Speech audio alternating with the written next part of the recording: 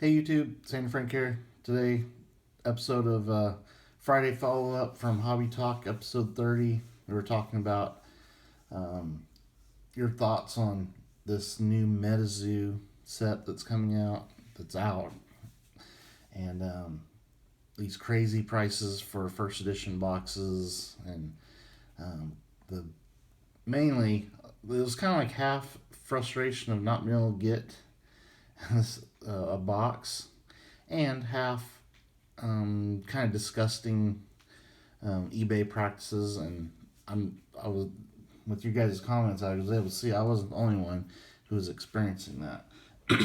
But anyway, wanted to do a follow up video with your guys' comments. So to get started, let's turn it over to Mr. Robart, and he will introduce this week. Friday follow-up from Hobby Talk Tuesday episode 30. What are your thoughts on Metazoo Cryptid Nation Mega Hype? Alright, so our first question is... Mitch's Fishes writes, "This is why I love your channel. No hype, just facts and genuine love for the hobby." Alright, thank you for a kind comment, Mitch. I appreciate the support. Yeah, I do love the hobby. I love card collecting. I've definitely been into. I've been into collecting Pokemon cards since my youngest. He started wanting to get into playing the game, and we started playing it together. And we liked going to the store and buying packs and all that. So I would always keep my cards in a binder, take care of them. I'm not sure if he still has his. He's grown up and moved out now, so I don't know if he kept his Pokemon cards or not. But I've always just kept collecting them. I would try to buy each booster box as it came out, and had a lot of fun with it. Even though it really wasn't, I probably wasn't the target audience for it. I really liked the art and everything. So when Metazoo came out, or I heard about Metazoo, at first, not knowing anything about it, I didn't have any interest in it.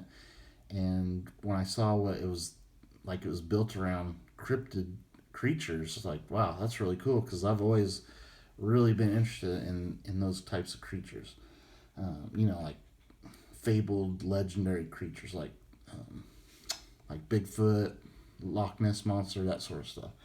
And this game kind of like combined Pokemon with that aspect of it, and it really sounded cool. But you know, whenever you can't get hold of any of it, and it seems like it's just a big hype machine, it gets frustrating.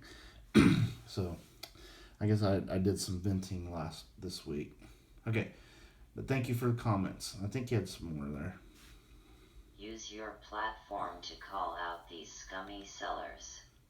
That's ridiculous what that guy did to you."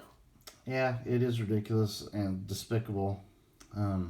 Just in case you didn't watch the episode, I had bought a first edition it was a nice condition box too. A lot of these were damaged upon arrival from wherever they got printed from, and he was selling a nice undamaged box, sealed, first edition, and also the spell book, first edition, sealed.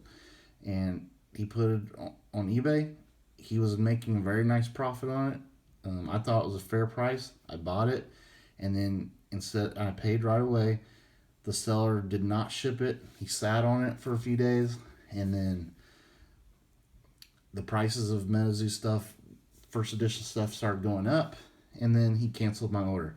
So I got left holding the bag of, I'd bought early because I figured this might get hyped up and start rising in price. So I bought early, and end up getting screwed over by the seller because he just sat on my product, didn't ship it to me, and then canceled my order and then relisted it for triple the price.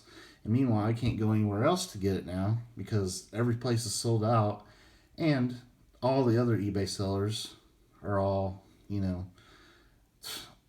like 5 or 6 times the retail price at this point. So it just really soured me to it, and has really, like, I haven't really thought much about this since then.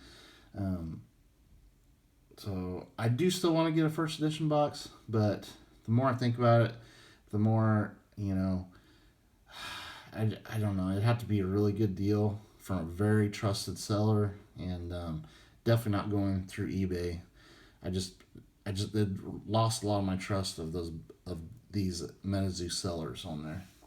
And plus, you can see if one sells at a certain price, they all just jack up the prices for all of them. So they're all in this together, kind of constantly watching the prices of these and making sure they get every last cent they can for these, even though they're making unbelievable profits on them. So that kind of greed kind of turns me off to it.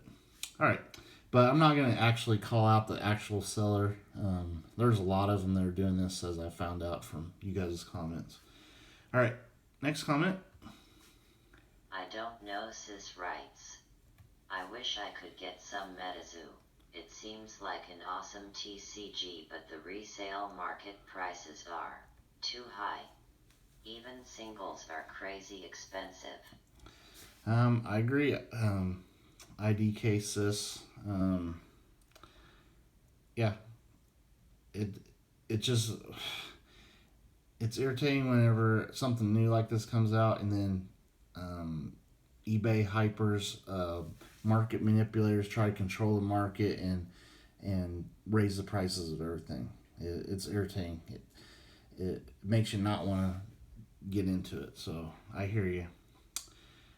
Um, I will say once the unlimited version comes out, I'll probably still look into it.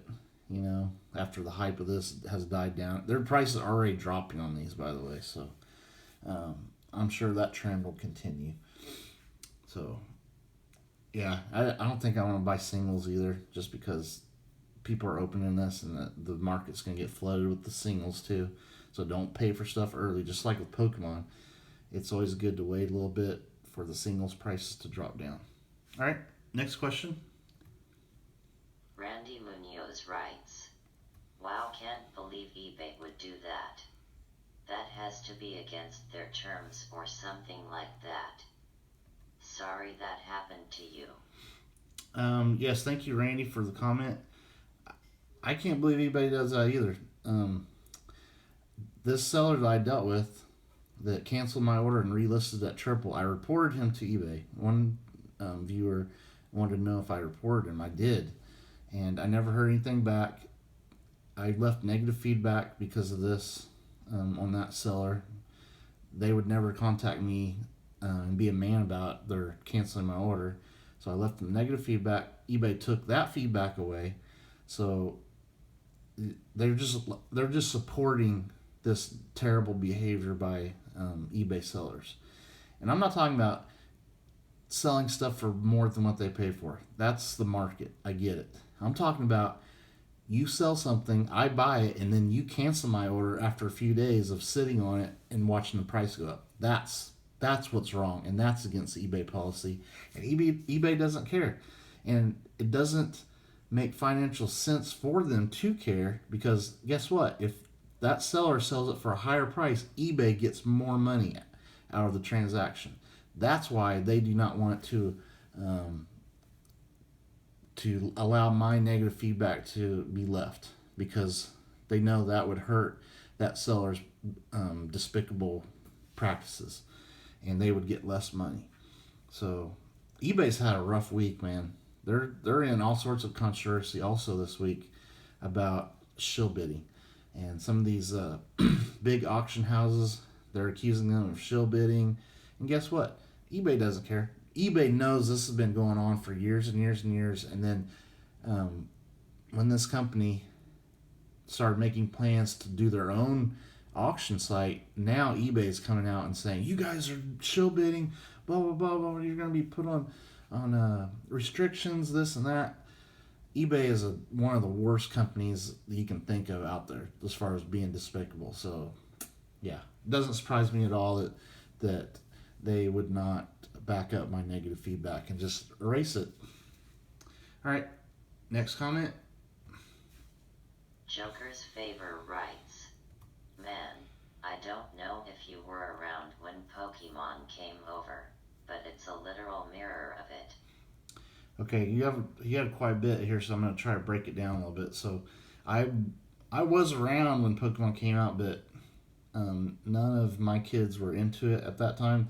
Just the youngest one was really into the Pokemon, and that was like in the Diamond and Pearl type or Heart Gold Soul Silver type era. So they weren't into it when it first came out. So I didn't experience the big hype. I knew about Pokemon, but I never had a reason to get into it back then. But if this is what Pokemon was like back then, that's interesting because um, I know I whenever I started buying, I collected all the sealed booster packs, each pack art of all the Pokemon sets. And back when I was doing that, it must have been a really low time for Pokemon because I was able to get almost all the packs for a really good price. A lot of them for less than the retail price. And then, of course, Pokemon's got a lot bigger since then, and those packs now are some of them are worth hundreds and hundreds of dollars each. So um, I don't think Metazoo is going to be that way because I think they've kind of botched their entrance, but people are talking about them, so that's probably a good thing. Next, you'll see Metazoo partner with a rap guy like Pokemon did to boost rep and man. When it finally came over to America, there were points just like today, where I couldn't get any. I didn't know Pokemon partner with the rap guy, but um, yeah, there's kind of a frenzy out there right now, and in the world we live in today, anything with the hype attached to trading cards is going to be really tough to find. Apparently, I mean it's that way. You can't even find baseball cards at WalMarts or Targets anymore. So something like this, yeah, I can't find it anywhere around here. That's for sure. I mean, they're starting to show up in certain hobby shops, but they are wanting quite a bit for it over retail, which that's another subject. But um, at least if you're buying from a hobby shop or something or a gaming store, I seriously doubt they're going to cancel your order and relist it for more. That that irritation is me with eBay sellers that do that. It's so annoying, and so much of the stuff is being sold on eBay. Thankfully, Metazoo isn't even in the retail scene yet. I'm quite excited for where this is all obviously going to go. We always needed another multimedia franchise to rise up. Well, I mean, there's Yu-Gi-Oh. Yu-Gi-Oh is pretty popular and has stuck around for a while.